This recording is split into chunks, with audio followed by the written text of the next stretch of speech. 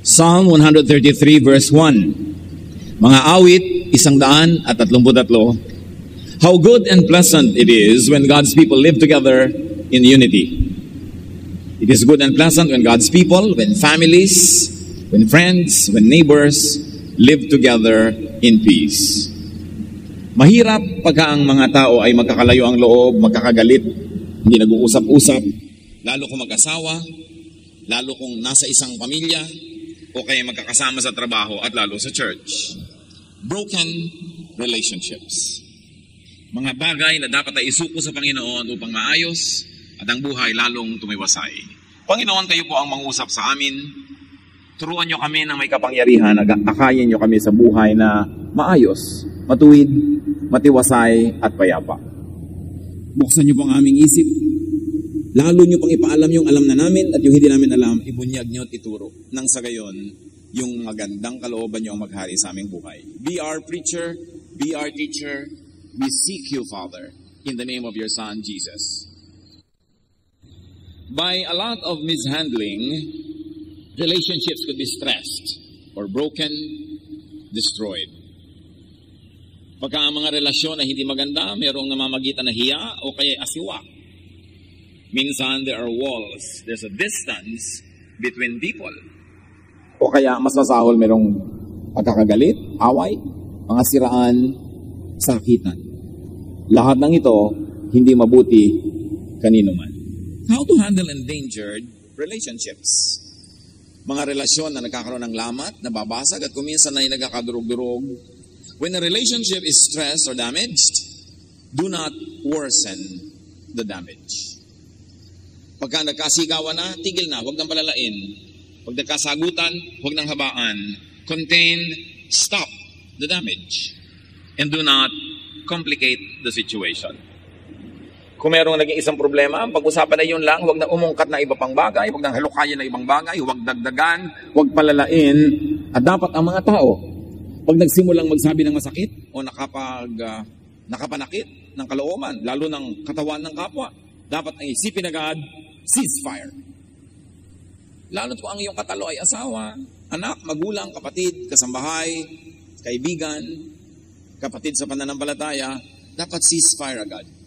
Kung minsan dumudulas ang ating bibig, may nasasabi tayong masakit, meron tayong nagagawang di maganda, pero immediately the Spirit of the Lord will remind you that it is not good. Right there and then, stop in your tracks and ceasefire.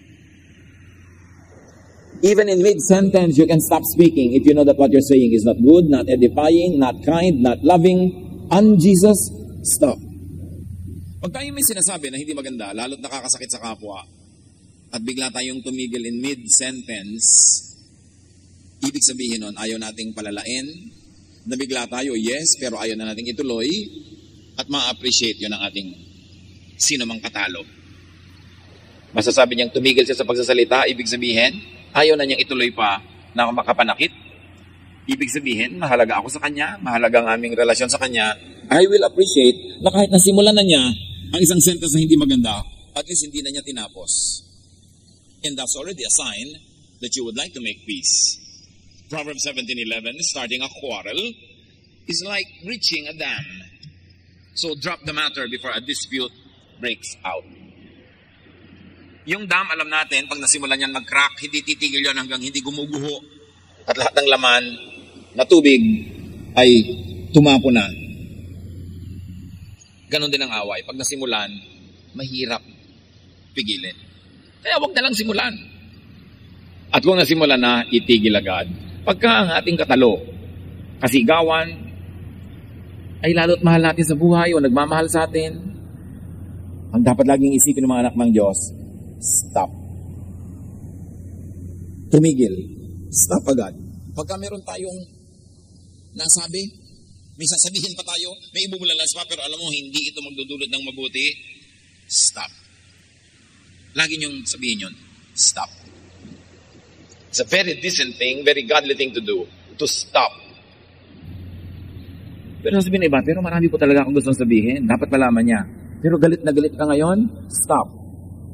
Magpaluwag ng dibdib, magpalamig ng ulo, pag pareho na kayong payapa, tahimik, tsaka niyo pwede pag-usapan. Sa maayos sa paraan, Na ang goal ng usapan ay hindi manalo, hindi makasigaw, hindi ma-outdo yung isa sa paggawa ng mali, kundi maayos ang mali. Maitama ang mali, maayos ang magulo. Yun ang goal dapat ng usapan, hindi yung magpaligsahan, mag-contest, at magpalakasan ng boses. Do not spread the infection. Sa sakit man hindi natin dapat ini-spread ang infection. Kino-contain agad para wag nang kumalat. Huwag pakalatin ang lason sa isang relasyon. Do not add needless irritation. And very importantly, kung meron kang katalo, huwag magsali ng panggulo. Dalawa kayo na hindi magkasundo, huwag na kayo magsali ng iba pa na makikisali, makikigulo. Magsasangkot ka pa na iba, tanungin mo pa kay ganon din ang iniisip niya tungkol sa'yo. Huwag na magsali, kayong dalawa lang mag-usap. Ang mahalaga lang yung iniisip mo, iniisip niya, sinasabi mo, sinasabi niya, huwag nang magsali ng iba. Proverbs 16:28. A perverse person stirs up conflict, and a gossip separates close friends.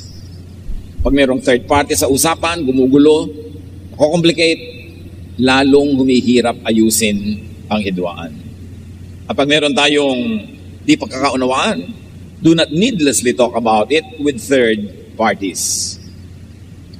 Sumama ang loob mo kay ganito, huwag mo na ikwento sa iba. May nasabi at nagawang mali yung ganong tao, huwag mo na ikwento sa iba. Kasi sasali sila sa gulo. Magbibigay sila ng dagdag nilang opinyon na lalong magpapagalit sa'yo. O kaya ipagkakalat pa nila, lalong dadami ang kasali. Hindi iyon ang paraan para ayusin ang gulo. Proverbs 11:9, with their mouths, the godless destroy their neighbors. Pag meron kayong tao na hindi nakasundo, lalo't kapamilya, kamag-anak, kasama sa trabaho, kasama sa church, kapitbahay, ang goal dapat natin ay hindi siya sirain. Ang goal dapat natin ay ayusin at buuin ang relasyon. It's very foolish to quarrel, and especially to have a prolonged quarrel with relatives. Makikita mo sila sa lahat ng lamayan, kasalan, mga handaan, mga anniversary. Imbes masaya ang pagsasama, aalis ka agad dahil darating na siya. O aalis ka agad dahil dumating na siya. O hindi ka pupunta dahil baka siya pumunta. Pinapaliit natin ang ating mundo pag tayo may kagalit.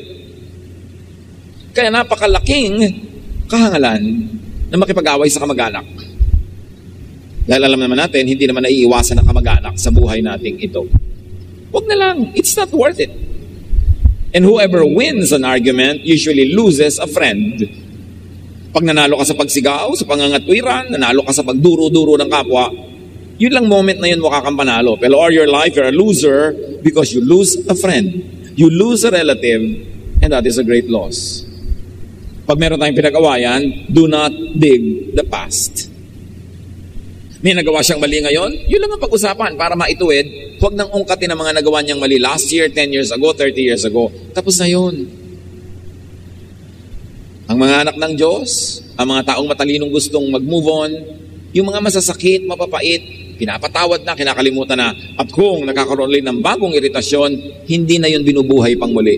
Kasi dumadami ang isinasama ng loob, mas humihirap magkasundo. Philippians 3:13, one thing I do, forgetting what is behind and straining toward what is ahead. Sabi niya, nililimot ko yung tapos na. Ang inaatupag ko na lang yung darating pa. At mas pangit ang nakaraan, mas dapat kong pagandahin yung kinabukasan para bumawi. Para mag-balance. Hindi ko mapangit na yung yesterday, gagawin ko pa rin pangit ang today, at gagawin kong pangit ang tomorrow, di walang bawi. Talo ka forever. So pag merong hidwaan, stick to the immediate issue. Limit the issue. Nagkulang siya sa iyo ngayon, yun ang pag-usapan nyo. Paano maitutuwid? Huwag na yung pagkukulang niya nung unang panahon. May nagawa siyang mali ngayon, yun na lang ang pag-usapan. Huwag nang ungkatin yung matagal na. And no matter what happens, you have a disagreement, you have a valid complaint, you were hurt, you were wrong, you want justice, do so. Seek justice, but do not say hurtful words. Kahit ka kasi naapi, ikaw ang tama, siya ang mali. Pero oras na nagsalita ka na masasakit, mali ka na rin. Pareho na lang kayong mali. Ang ipinagkaiba lang, nauna siya. Pero sino naman ang mas recent? Ikaw. Kumisan nga, ikaw na nga yung nagawa ng mali eh. Pero pag sabi mo ng masakit, sa sobrang dabog mo, sa sobrang arte, nasaktan na siya ng higit-higit sa dapat na mangyari, na ibayad niya sa kanyang utang sa'yo. Kumisan nga, kahit ikaw pa yung nagawa ng mali, ang ending, ikaw pa yung magsusorry. Kasi, sumobra ka naman ng paggaganti, ng pagtutuos, ng panunumbat. Choose your words. At pagka merong kaaway, lalo emotional, heated argument, speech may be silver, but in that time, silence is gold. Walang hihigit na mahalagang gawin pag mainit ang ulo mo at mainit ang ulo niya, kundi manahimik. Hindi ka naman mananahimik forever kung gusto mong ayusin, pag-usapan, pero hindi sa oras na mainit ang ulo mo, mainit ang ulo niya, o sabay kayong mainit ang ulo, walang mangyayari. Kahit nasaktan ka, pag nanakit ka na rin, mamaya hindi na siya sorry. Siya na yung feeling sorry for herself or himself. Therefore, you lose the high moral ground. Proverbs 12:18, the words of the reckless pierce like swords, but the tongue of the wise brings healing. Hindi kailanman nakatulong sa isang argumento ang pagdadagdag ng masasakit na salita. Kasi sa halip na makinig sa'yo yung tao, nagiging defensive o lalong magiging offensive, you will go nowhere. Freeze the matter if or while there is nothing good or better to do. Nasaktan ka, may ginawa siyang mali, pero hindi mo alam kung anong gagawin, hindi mo alam kung anong sasabihin, hindi dapat wala kang gawin, wala kang sabihin, kasi malamang, lalo't mainit ang ulo mo o nasaktan ang iyong loob, ang gagawin mo mali. Non-speech, non-action is better than bad speech and bad action. Basta hindi alam ang gagawin, hindi wala kang dapat gawin. Hanggang malaman mo kung anong dapat gawin. Parang, hindi mo alam kung saan pupunta, tapos drive ka ng drive. Sayang ang gasolina. Tapos yung nalaman mong mali ang pinuntahan mo, aatras ka pa, babalik ka pa, sayang. Huwag ka mo nang gumalaw. Maghintay ka. Be still and know that I am God, sabi ng Panginoon.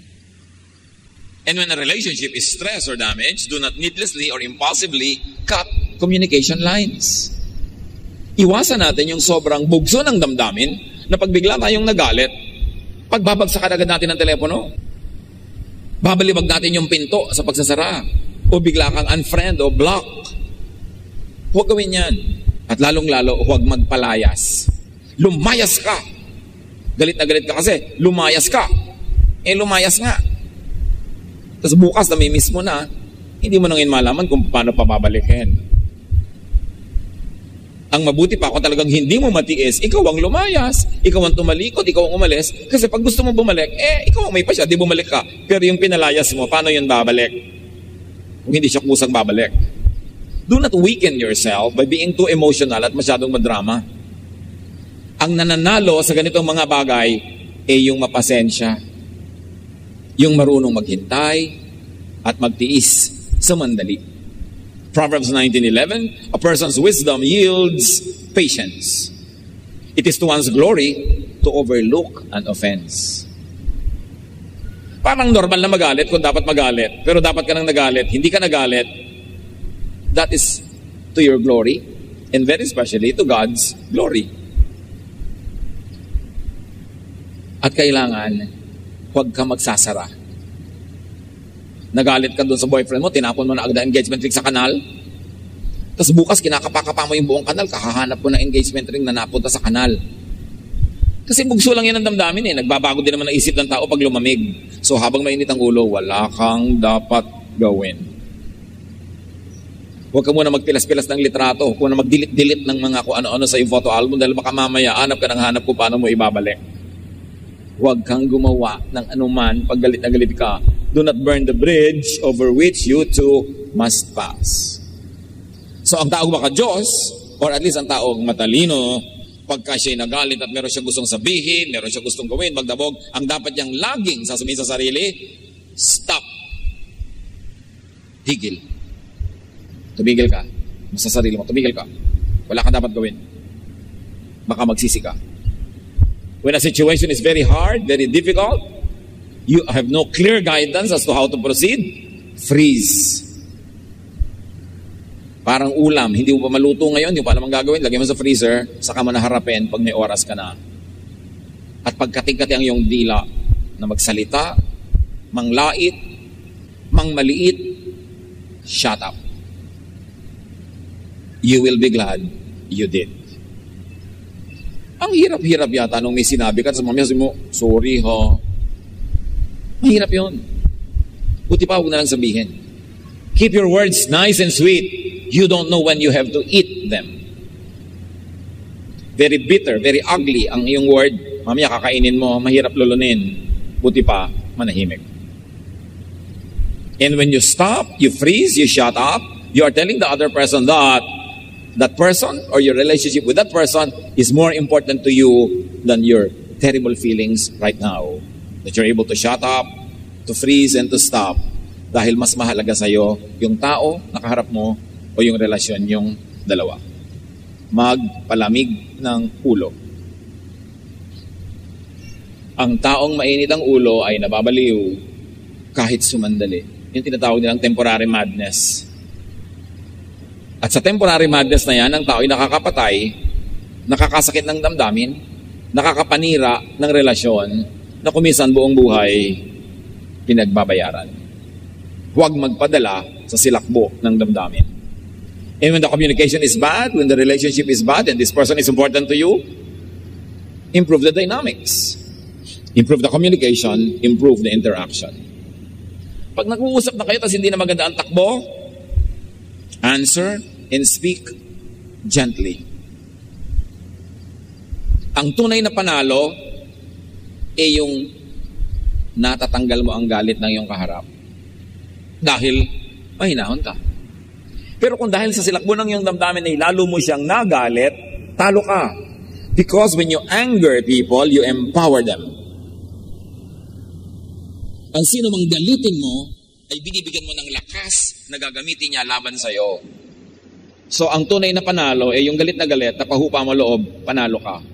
Pero yung galit, mas nagalit sa'yo, talo ka doon. Because yung galit niya sa'yo, gagamitin niya against you. Proverbs 15:1, a kind answer soothes angry feelings, but harsh words stir them up.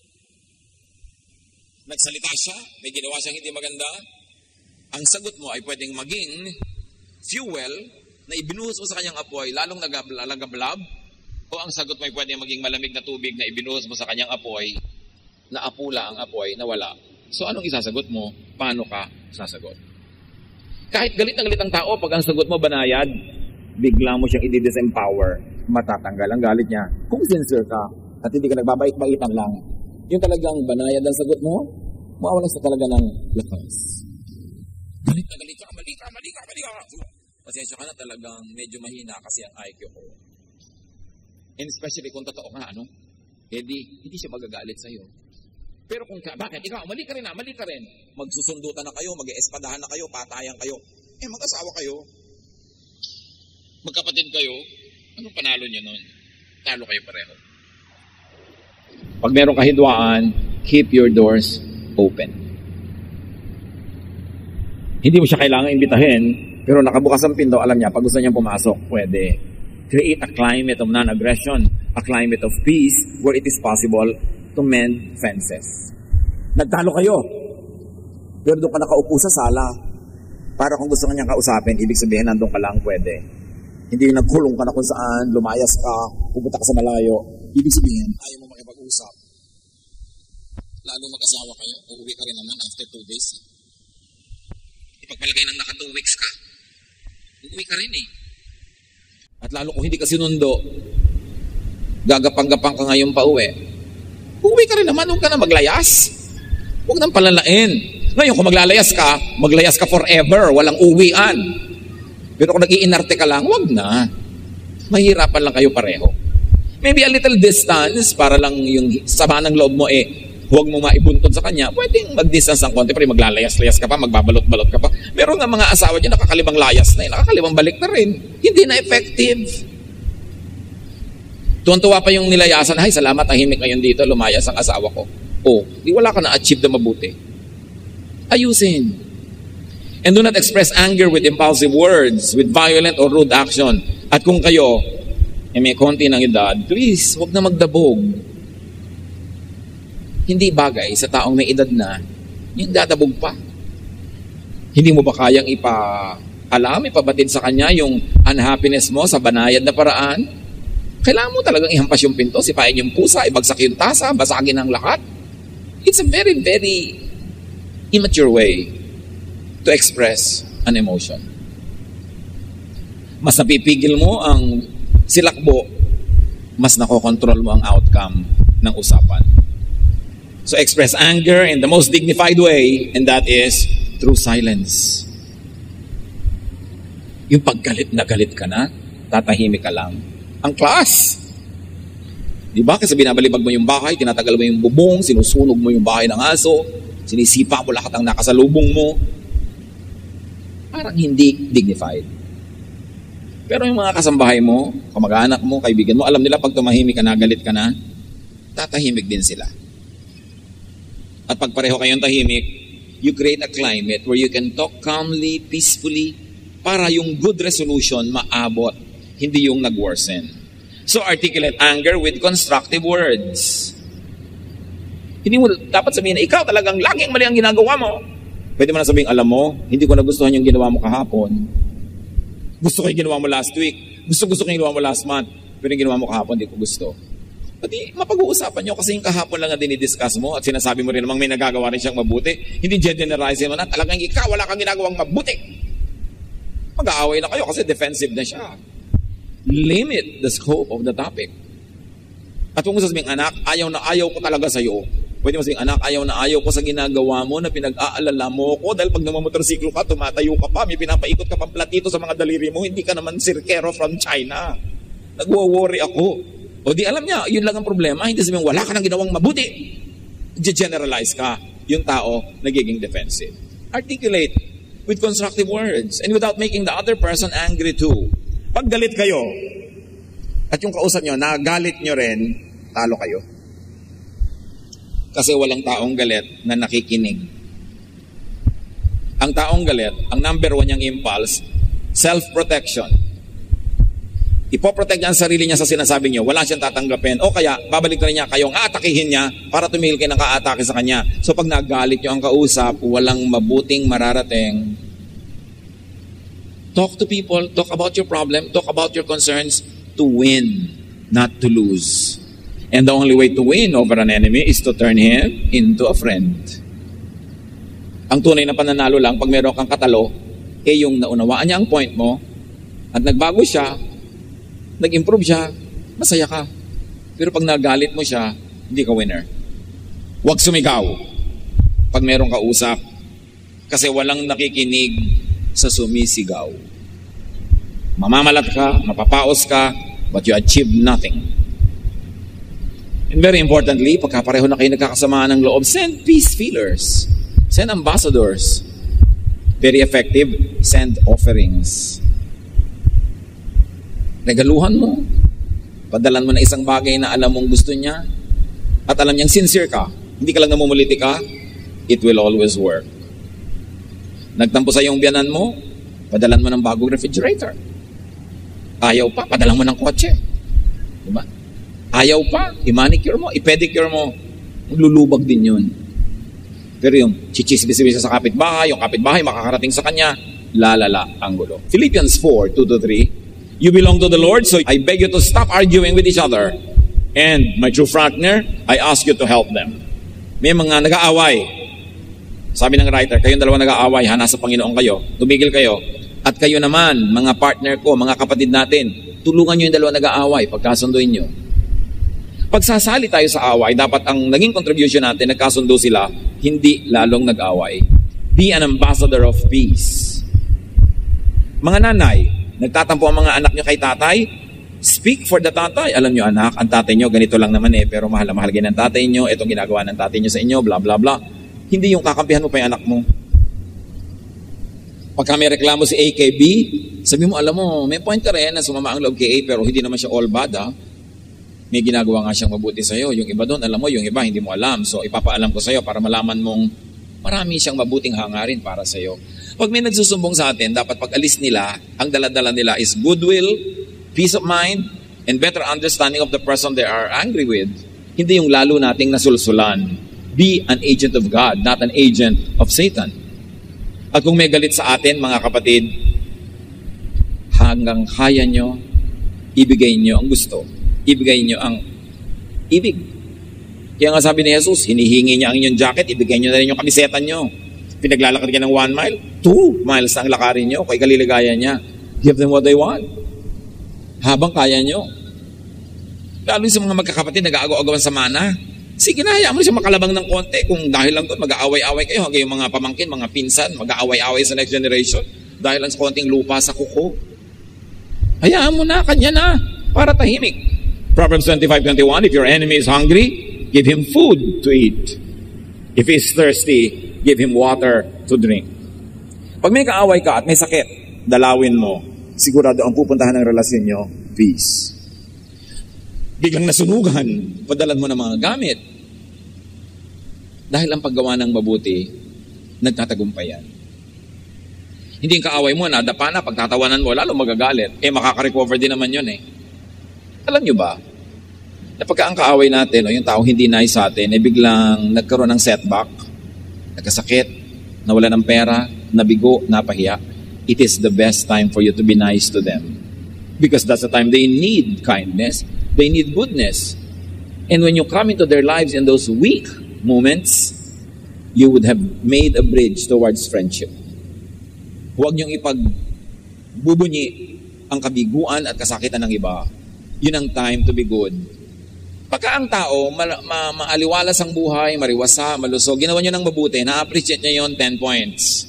Pero pag down and out siya at gumawa kayo ng mabuti, 1,000 points ang appreciation niya doon. Kaya lumalaki ang value ng ating kabutihan, lalo't ang ginagawa natin hindi deserving at lalo't very needy siya. This is the way of Jesus. Kaya sabi niya, sinampal ka sa kanan, ikakaligaya mo, ibigay mo pa yung kaliwa. Total, sumakit na yung kaliwa mo, isama mo na yung kanan. Kung yun ang ikakasaya ng taong yan, hindi naman talaga literal yan. Hanapan nyo ng meaning yun. Ang ibig sabihin, kahit medyo umaabu-abuso na, kaya nyo pa naman, sige. Kung ang ending, magkakasundo kayo at mapapahupa ang kanyang galit, ibigay. Give people what they want. Give people what they need, and you will have peace. And very importantly, damaged relations na, restore the relationship. Lalo kaibigan mo, ang tagal-tagal nyo magkaibigan, tapos nung nakaraang eleksyon, magkaiba kayo ng presidente, magkaaway kayo ngayon. Ang cheap nyo naman. Sayang ang pinagsamahan. Pareho naman kayo hindi kilala ng kandidato. Kung ipaglaban ninyo, akala nyo, kaulayaw nyo sa katre. Akala nyo naman kung nag-hospital kayo, dadalawin kayo ni candidate na yun. Hindi naman. Bakit nag-aaway-aaway yung magkakaibigan sa political choice? Kaya nga may boto. Iboto mo yung gusto mo, iboto niya yung gusto niya. Ba't kaya kailangan mag-aaway? Sayang ang friendship. At yung mga tao na nagkakaroon ng ibang religious orientation, later in life, nag-aaway pa yung dati magkaibigan. Sayang ang friendship. Ang pinag-aawayan ako, ang lubog ba o wisik ang baptism? Ang tunay na espiritualidad, hindi pinag-aawayan. Dapat ang ending nun, kapayapaan. Sayang ang mga pinag-aawayan ng tao. Walang kakwenta-kwentang pera, walang kakwentang mana, pag-aawayan ng magkapatid forever. It's not worth it. Matthew 5:9, sabi ni Jesus, blessed are the peacemakers, for they will be called children of God. At lalong-lalo na, huwag nang dagdagan pa ng pride, yung timpla ng away. Proverbs 16:18, pride goes before destruction, a haughty spirit before a fall. So kung may nakakaaway ka, pumapasok pa yung pride. Sabihin mo sa pride mo, baba. Huwag kang tumaas ng tumaas, mapapagulo buhay ko. Bumaba ka, pride. Hindi makakabuti sa akin na pataasin ka ng pataasin. At lagi, ang ating goal is to improve the relationship. It can happen only when you forgive and when you give. Philippians 2:3-4, do nothing out of selfish ambition or vain conceit. Brother, in humility, value others above yourselves. Not looking to your own interests, but each of you to the interest of the others. Pag ang patakaran mo unahin siya, pagbigyan siya, pahalagahan siya, hindi kayo mag-aaway. Yung kabaligtaran nun ang nagpapaaway, yung unahin ako, pagbigyan ako, mas mahalaga ako, yun ang nagiging away. Luke 6:27-28, sabi ni Jesus, love your enemies. Do good to those who hate you. Bless those who curse you. Pray for those who mistreat you. Yan ang Jesus way. And that is the only way that will lead to peace. Life is better with friendships, with good relations. Mabubuhay ka na rin lang, magkaroon ka ng kaibigan kaysa kaaway. At yung kaibigan na, huwag nang gawing kaaway pa. Ecclesiastes 4:9-12, you are better off to have a friend than to be all alone, because then you will get more enjoyment out of what you earn. Yun daw ating mga kinikita, mas enjoyable kung sineshare natin with people. Marami kang pera, wala siyang pera, di ilibre mo para magkasama kayo. Kesa may pera ka, nag-iisa ka naman, paliligayahin ka ba nung nakasalansa na pera? Yung perang nasa loob ng wallet, hindi nakakapagpaligaya. Ang pagpapasarap, pag lumalabas niya sa wallet dahil ginagastos mo, yun ang masarap. So kumita ka na marami, para marami ka rin may pamigay, para masaya. Napakasarap, ipakisama ang pera. Yung magpapakain ka, maluwagang yung loob. Ang ganda ng samahan, kesa kuriputan kayo, lamangan. Hindi maganda yung climate. If you fall, your friend can help you up. But if you fall without having a friend nearby, you are really in trouble. Mahalaga talaga meron kang kaibigan. At dapat yung magkakapatid, magkakaibigan yan, hindi magkakagalit. Galing kayo sa isang bahay bata, tapos kayo pa yung magkakagalit. Pare-pareho kayo ng nilakihan, mga naranasan. Kayo ang candidate to become best friends. Pero bakit ganon? Minsan, yung magkakapatid ang worst enemies. Lalo kung nakikialam ang kani-kanya mga asawa. Nagkakagulo ang magkakapatid. Dapat huwag kayong papabulag. Kayo yung magkakapatid. Dapat ang samahan ninyo, pilitin nyo ipaglaban, maging maayos. Kasi at the end of the day, kayo rin talaga magdadamayan eh. So, mahalaga na meron tayong mga kaibigan. Pride lang, ibaba mo na para magkasundo kayo. Konting pagtitiis, pagtiisan mo na kesa masayang ang friendship. If you sleep alone, you won't have anyone to keep you warm on a cold night, especially in the context of Israel sa winter nights. Someone might be able to beat up one of you, but not both of you. As the saying goes, a rope made of 3 strands of cord is hard to break. Sabi siguro kung nag-iisa ka, baka mabugbog ka, pero kung dalawa kayo, mahirap yun. May katulong ka eh. Ang isang hibla ng sinulit, pag nag-iisa, madaling malagot. Pero kung 3 yan at tinirintas mo, tumitibay, nagiging lubid. So life is always stronger when there are people who are there with us, for us. And they will be there with us and for us only if we are also there for them and with them. Proverbs 18:24, some friends don't help, but a true friend is closer than your own family. Friends could be your greatest wealth. Mahalaga, huwag makipag-away. Keep old friends, don't lose them. You cannot make old friends. You can make new friends, but old friends you cannot because it takes time to make it. So yung old friends nyo, huwag yun ang alisin. Revive friendships. Mga kababata mo noon, kaibigan mo nung high school, nung college, ang dami nyo pinagsamahan, nung out of school youth ka, kung yun ang yung karanasan. Get in touch with them again. They are people who shared your life. Mahalaga silang blessing. Romans 12:18, if it is possible, as far as it depends on you, live at peace with everyone. Huwag na mahilig sumali sa mga gulo, mga intriga, mga chismis kasi dadami lang kaaway mo. Be a person of peace and friendship. And if you cannot make people your friends, at least don't make them your enemies. Be wise. How do you make friends with people that are difficult to be with? How do you make peace with people who are quarrelsome? Well, understand people more deeply to be able to accommodate them. Pag inunawa natin ang tao, saan ba siya nang gagaling? Anong pinanggalingan niya? Anong karanasan niya? Anong makabiguan niya? Anong makapaitan niya sa buhay? Mas maunawaan natin kung ba't sila ganon.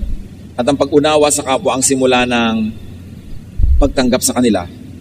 At kung maaari pa, simula yan ng pagmamalasakit natin at pagmamahal sa kanila. Empathize with people. Forgive people. Nagawa na yung mali, ang natira na lang sa'yo, forgive, para ma-restore yung relationship. Pag hindi ka nag-forgive, hindi ma-restore. Sayang ang pinagsamahan. Like and love people. Accept. Tolerate them at least. It is important. magkakaiba tayo ng opinion, magkakaiba tayo ng political opinions, kumisan magkakaiba ng religious doctrine, magkakaiba ng style na magsaing, magkakaiba ng style na mag-ayos ang bahay, but it doesn't mean that we should be enemies. Agree to disagree with one another. Ang nagtatagal na magkasama ay only those who agree to disagree. Yes, I disagree with you, but I agree that you disagree with me, and that's it. Hindi kita kailangan laging i-convert. At hindi mo kailangan laging i-convert. We can live with each other na magkaiba ang pananaw sa iba-ibang bahagi ng buhay. Ganun talaga. 1 Peter 4:8, above all, love each other deeply, because love covers over a multitude of sins. Pagmahal, nabibigyan ng excuse. Kaya mahalaga yung namamahal natin ang isang tao. Romans 13:10, love does no harm to a neighbor, therefore love is the fulfillment of the law. Ang taong maibigin, daig ang taong sinunod ang lahat ng religious regulations. Because the true essence of the law is nothing but love. Pag may gumagawa ng mali, magtatagumpay ka lang pag ang ginawa mo sa kanya, tama, sa kabila ng kanyang pagiging mali. Ang tunay na tagumpay sa taong masama, ay yung gawan mo siya ng mabuti.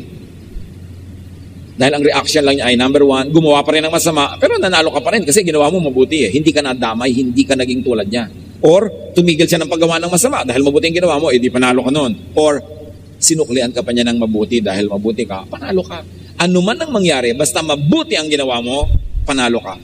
Romans 12:21, do not be overcome by evil, but overcome evil with good. Ang tunay na wagi, yung ang pagbabalik niya sa masamang ginawa, mabuti. Ginawan mo ako ng masama, gagawa kita ng mabuti. Kasi yun ang panalo kay Jesus. Ang sama-sama mo, lalo kung gagawing mabuti ang pakikitungo ko sa iyo. Kasi kahit hindi ka maging mabuti sa akin, yun ang tamang gawin. At least hindi ko ginawa ang mali, panalo ako. Paano ko sa paggawa ko siya ng mabuti, tumigil ka ng paggawa ng masama, di masanalo ako. Paano pa kung sa paggawa ko ng mabuti, sinuklian mo ko ng mabuti, di sobrang panalo. So whichever way, pag maganda ang ginawa mo, pag tama ang ginawa mo, kahit anong ginagawa niya, panalo ka. Ang nagsasalita, ang gumagawa ng masama, ay talo, talunan. Bakit? Kasi ang naghari sa kanya kasamaan, ititalo siya. Pero pag ang naghari sa iyo si Jesus, mabuti ang ginawa mo, kahit sa tingin ng iba ay naagrabyado ka, natalo ka, na-out-talk ka, na-out-shout ka, panalo ka sa tingin ng Diyos. At yun ang mahalaga. Broken relationships are hard to live with. Mga kapatid, sa sandaling ito, napag-isip-isip nyo na ba? Sinong mga kapatid ko ang kagalit ko? Sino ang mahal ko sa buhay na kagalit ko? Kagalit ko ba ang asawa ko? Kagalit ko ba ang pinsan ko, ang neighbor ko, yung office mate ko? Sino kagalit nyo? Masarap bang may kagalit? Hindi naman. Mahirap makipagkasundo. Hard work yun eh. Pero mas mahirap hindi makipagkasundo. It is harder to keep war rather than to make peace. Hirap din lang at hirap. Ang gawin nyo na yung gusto ng Diyos, yung mabuti ang bunga, at yung ikaw yung magwawagi sa tingin ng Diyos. Pareho lang namang mahirap. Sabi ng matatanda noon, putik din lang at putik, tawirin at ng malapit. Mapuputikan ka rin lang naman, kahit lumayo ka, magpaikot-ikot, diretsuhin mo na para mas madali ang buhay. At tatandaan nyo ito, broken relationships lead to broken hearts.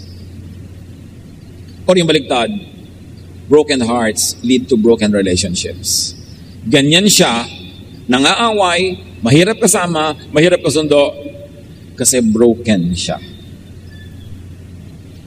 Bakit halimbawa yung asawa mo, nag sa'yo, pinagtaksilan mo pala eh. Broken siya. Kaya siya ganyan. Kung hindi mo ginawa ng ganun, magiging ganyan yan. So, magtiyaga ka kasi ikaw may gawa. Meron ko kuminsan na anak na pinalaki mo sa sobrang sungit, hindi mo na iparamdam yung pagmamahal, lagi mong pinaparusahan, tapos ganyan, rebellious siya, matigas ang ulo niya. Broken siya eh.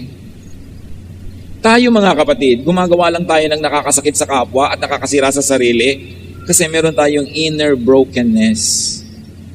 Kaya ang tunay na pakikitungo sa mga taong mahirap kasama, arukin mo, hukayin mo ang lalim ng kanyang buhay. Ba't siya ganon? And deep within, ang makikita mo is a scared, broken, hurting rabbit. Not really a roaring lion on the outside, but a hurting rabbit. Marami sa atin nagtatabang-tabangan, nagtitikas-tikasan, kasi lang may pinagtatakpan tayong hina ng loob. Nananakit tayo sa takot nating maunahan na tayo ang masaktan. Naninigaw ka ng malakas sa takot mong ikaw ang mabully, matakot.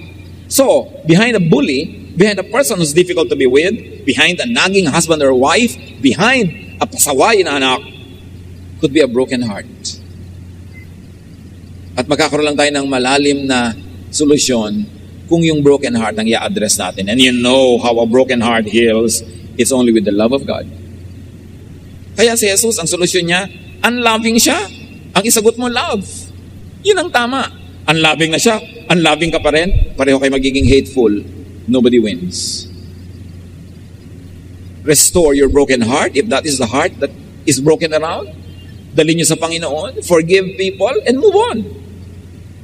Kung nasaktan ka na noon, nasugatan ka na noon, hindi pwedeng araw-araw, yun na lamang ang excuse mo para ka maging irritable, para ka maging mahirap kasama dahil nasaktan ka noon. Nasaktan ka na noon, yes. So magpatawad ka na para huwag ka nang patuloy pang masaktan.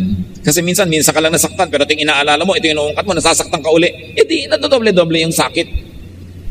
Yung una, iba ang sumakit sa'yo, pero habang inaalala mo, nire-reprise mo, nire-replay mo, ikaw na ang nagpapasakit sa sarili. Your only freedom from a disturbed, a hurting, a painful past is forgiveness.